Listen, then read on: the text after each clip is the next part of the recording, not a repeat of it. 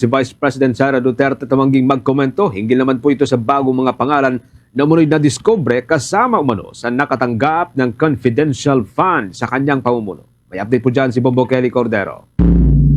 Tumanggi munang magbigay ng pahayag si Vice President Sara Duterte hinggil sa mga bagong pangalan na nadiskubre sa Kamara na kabilang daw sa mga tumanggap ng confidential funds.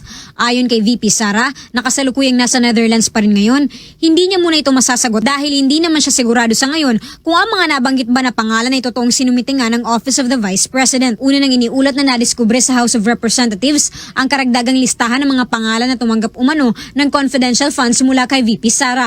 Nitong linggo, March 16, ibinunyag nila Union Representative Paulo Ortega ang ilan pang questionabling pangalan. Kabilang narito sina Jay Camote, Miggy Mango, gayon din sina Dodong Gang, Dodong Alcala, Dodong Barok, Dodong Bina, Dodong Bunal at Dodong Darong. Matatanda ang unang isiniwalat na rin sina Mary Grace Piatos, Xiaomi Ocho, Pia Piatos Lim, Renan Piatos at iba pa. Yung sa impeachment ba? Ito ba yung walang kamatayang confidential fund? Okay lang sagot yan because as we speak, hindi namin alam how they handle the chain of evidence talaga eh. Hindi natin alam kung yan ba nga talaga yung sinambit ng Office of the Vice President. At this point, hindi na natin alam.